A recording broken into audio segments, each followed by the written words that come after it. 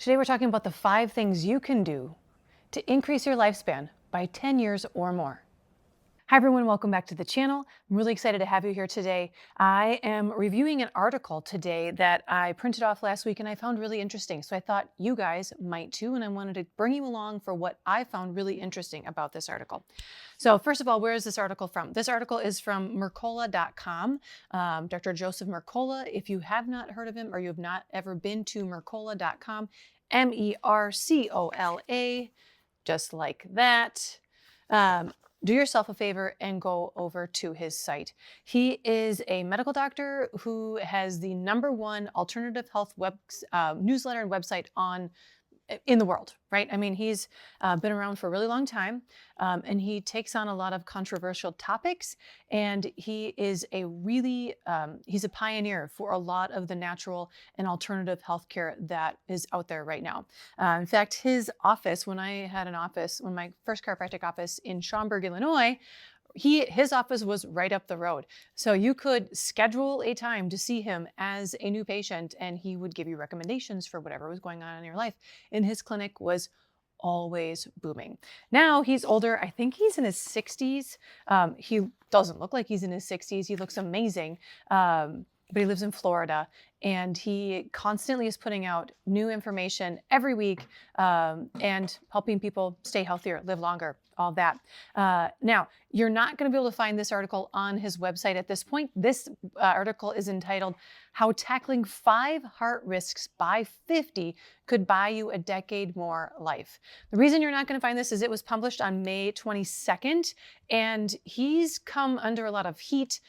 He's got a lot of, he's had negative publicity. Like anyone who's trying to get the word out about alternative or natural healthcare, a lot of times they get, poo-pooed, and, people are like, he's, full of it, or this is wrong, or Wikipedia this or that. So in response to that, what he has done, especially after the whole COVID era, is he puts his articles up for, I think it's like 48 hours, 24 or 48 hours. That's it. Then he takes them down and he archives them. You can have access if you're part of like his club or whatever it is. I mean, you can, I think it's like a membership, and then you can have access to his articles for longer. But I printed this one off while I still could. And I wanted to walk you through it. So this article is talking specifically about heart disease. And we know that heart disease and cancer in the United States are the #1 killer, #1 and #2 killers. And that means a lot of us are being impacted by heart disease on a daily and regular basis. And heart disease is not one of those things that all of a sudden just happens. Just like anything in life, it doesn't just happen. It happens gradually over the course of time. Yes, do some people die of sudden massive heart attacks? Yes. Was that just a one-time occurrence? No, that was a build-up to get to that point. And just like I say all the time, small changes can add up to really big improvements, right? Small hinges, big doors. It also swings the other way. So if you also don't take care of your health over the course of your lifetime, by the time you hit 50, you're going to increase your risk of cardiovascular disease, right? So, and we don't want that. So what are these 5 major heart risk factors? High blood pressure, high cholesterol, obesity, smoking, and diabetes. And I don't even want to say high cholesterol. If I said high cholesterol, I want to correct myself on that. I want to say imbalanced cholesterol. I've already had one video that was very popular about cholesterol, and I have very opinionated thoughts on cholesterol and how I think many people have it wrong right now. It's not that you want lowered cholesterol or low cholesterol overall. You want a good balance of cholesterol. Now, if we think about these 5 major heart risks, all of these are being very medicated by our traditional medical world. And maybe sometimes that's necessary, but I also think that we can do our part to reverse the impacts of these 5 risk factors. And as this article, and this is why I think this article is really great, is because it says even if you start at 50 and you reduce one of these risk factors, your life expectancy expands by like a lot. In fact, here, this is what I thought was really great. Each additional risk factor shaved years off of healthy lifespan. So the research showed that risk compounds. One or two factors already began to reduce lifespan, but once you hit three or more, the downward spiral steepened sharply. So that means every one more that you have in your 50s makes you more likely to die sooner, right? But if you started to change those habits, and lowering high blood pressure gave the biggest gains in years lived without cardiovascular disease, while quitting smoking led to the most years added free from early death. So if you can make small changes to one or more of these at the age of 50, you are going to extend your lifespan. The participants with no risk factors had the longest and healthiest lives. That's not that surprising, right? I mean, if you don't have any 5 of those, the likelihood is you're going to live longer, right? I mean, just it's kind of common sense. But the amount of years that you gain when you don't have those 5, and quite honestly, I mean, when we're looking at those 5, most people in their 50s and above are not going to not have those 5. I don't have those 5.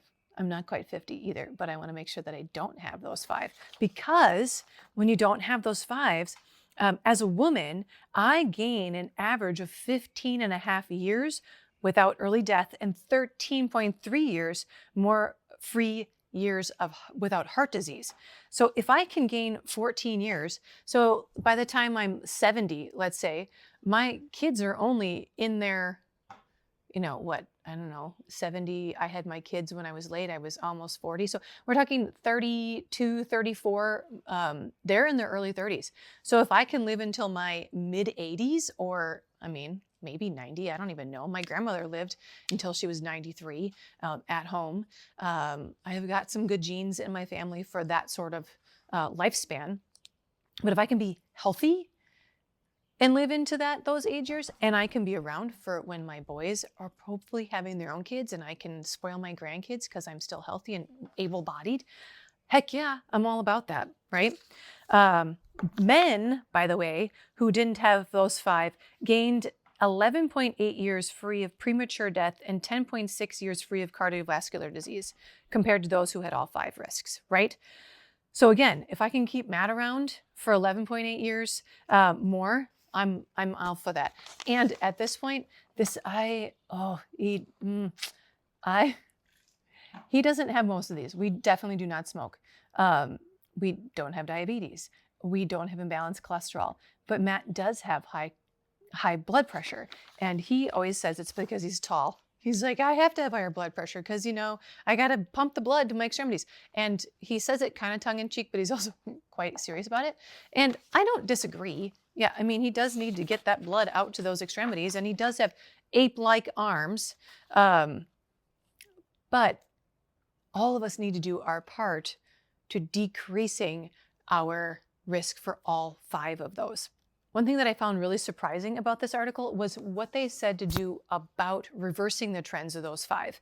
And Mercola said that his number one recommendation for these 5 factors was decreasing and restricting your use of linoleic acid, which is in vegetable oils. And this article goes in to talk at length about mitochondrial damage. Mitochondria are the powerhouse of the cell. So if you have damaged or poor mitochondria, you can't make ATP, you can't have cellular repair, you can't have any kind of repair because you're not getting the energy source to the body that it needs. So he talks at length about how getting rid of linoleic acid, a polyunsaturated fat found in vegetable oils, is extremely important. Now, linoleic acid is found, it's ubiquitous in our society. It's everywhere in our processed foods, in our cakes, in our fast foods, and you name it, it's everywhere. So if you really wanted to eliminate it completely, you're gonna have to really, really work hard to make sure that your diet is squeaky clean. And do I think it's super important? Yes, absolutely I do. And I think, are we ever going to be perfect with that one? I think it's really, really hard, unless you're Joe Mercola or Mark Sisson or some of these other people that are just like, they are the godfathers and the godmothers of, health and well-being, who that's their livelihood. The rest of us, we're going to eat at Culver's every once in a while, right? Because life. But what he said was, swap all vegetable oils for saturated fats like grass-fed tallow, ghee, and butter. Okay, I like that. We cook with ghee. We eat grass-fed butter. I know that there's tallow now available for purchase at Costco. I have not been there to get one yet, but that is also, like he said, a really great way. And he also goes on to say that he wants you to avoid olive oil and avocado oil, as they're often mixed with vegetable oil and contain high amounts of monounsaturated fat, which can cause similar mitochondrial stress. I'm surprised by that one. I would still rather you use olive oil and avocado oil over the canola oil or the rapeseed oil, or whatever other oils that you're using. So that would be one swap right there, is maybe get rid of that stuff. Start maybe incorporating more of the butter, the ghee, the tallow, the olive oil, all of that. He also talks about measuring your fasting glucose as well as your fasting insulin. I've talked about this before as well.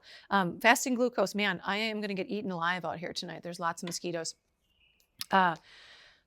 Fasting glucose is good because it gives you a snapshot of the last 24 hours of how your body is processing glucose and how your insulin and how your body is really working, right? To store and take that glucose, the sugar, out of your bloodstream. Now, the fasting insulin is a longer term look at things. So you have a better idea when you look at fasting insulin if you really are more on track for a pre-diabetic or diabetic state. So I agree with him on that. Definitely, if you can get your fasting glucose and then also your fasting insulin. I should do a video one of these days on the blood tests that I recommend you get when you go in to the doctor, because they are not going to even recommend something as simple as a vitamin D test, which I think is extraordinarily important.